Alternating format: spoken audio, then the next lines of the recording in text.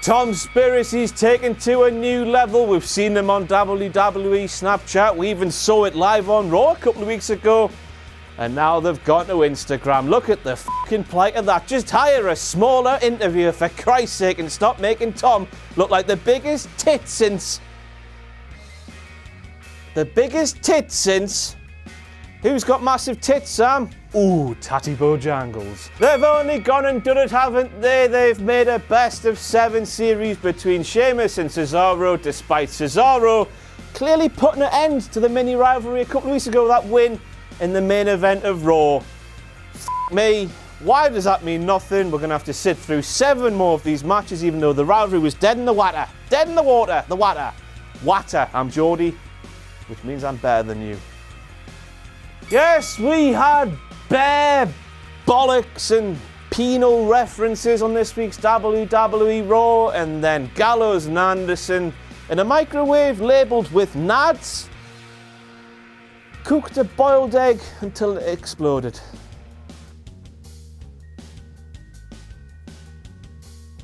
Why?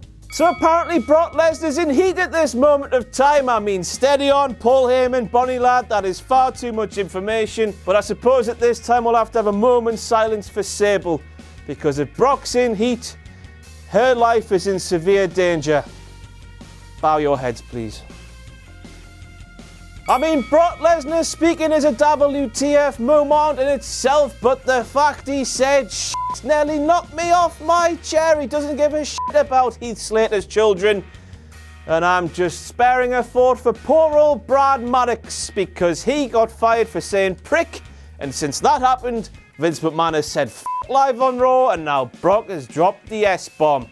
Now, if we're going to rank the swear words, we obviously start with c***, then we go f***, then we go shit, then we go twat, then we go prick. That's how it works in my mind anyway. So Brad Maddox has been harshly done by a man that deserves so much respect for allegedly hoofing Paige. Well done, Brad.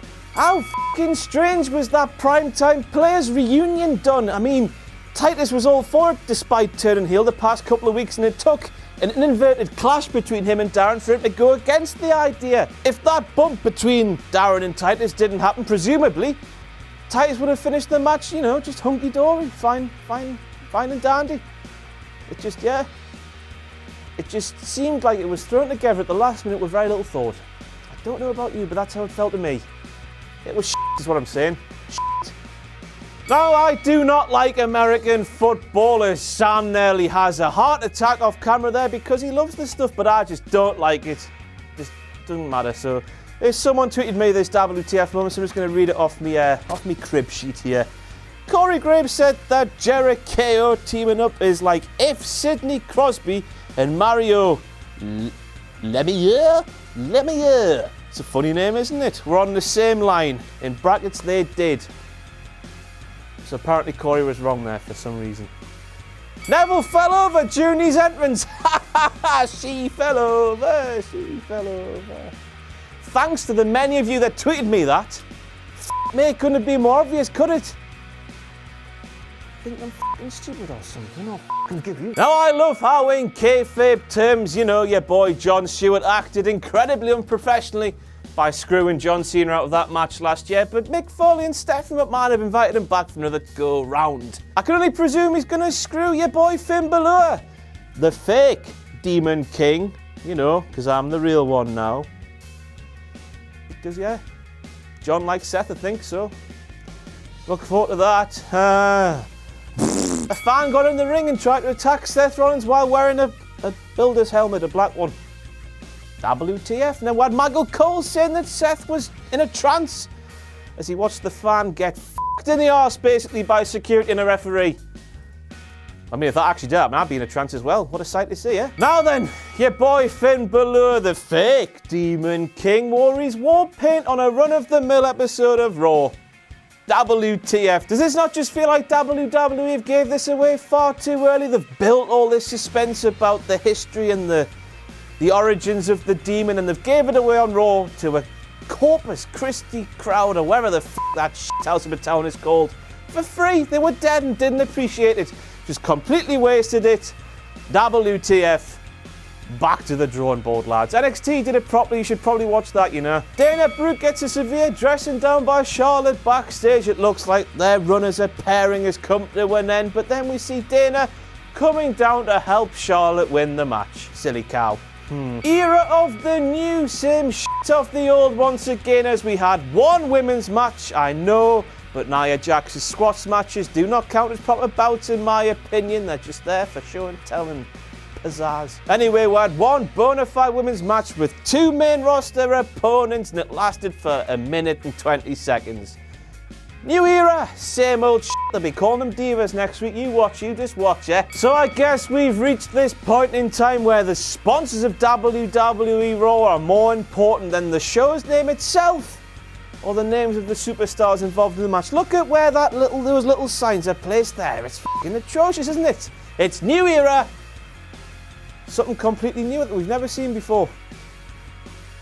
Oh, dear me. Corey Graves claimed that using an opponent's clothing against them, you know how Rusev was choking Roman Reigns with his silly little paintball vest thing, apparently that's illegal in Corey Graves' mind. But I have asked former professional wrestler Mr. Dragon Isu, and he says it is illegal. A choke is a choke, no matter what you use. You know, Andre the Giant used to do it on the sly with his strap. He used to wrap it round and... Illegal. Corey's talking shit. Believe me, I've asked a professional. Two lads having a game of rock, paper, scissors during the main event of WWE Raw. Stop distracting from the action, you pair of I've got one thing to say to you, Bonnie lads.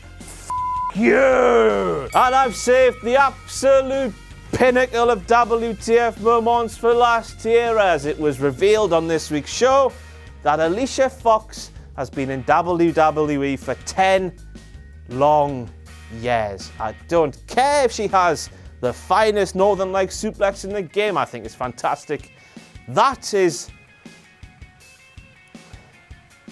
I don't know how to process that information. She's been in WWE for 10 years.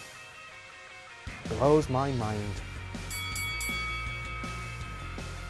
And that's it for this week's WTF Moments from WWE Raw. I need to thank What Culture's own Simon Gallagher, you know, the big man with the beard. What a lovely, cuddly fella he is, for doing this face paint and making me the bona fide Demon King. You've been my lost subjects, of course, and I will see you next time for a bit of SmackDown Live. Toodles. Were you one of the unlucky few who couldn't get tickets for July's WCPW tapings? Well, make sure you pick up tickets for August, as they're already extremely limited.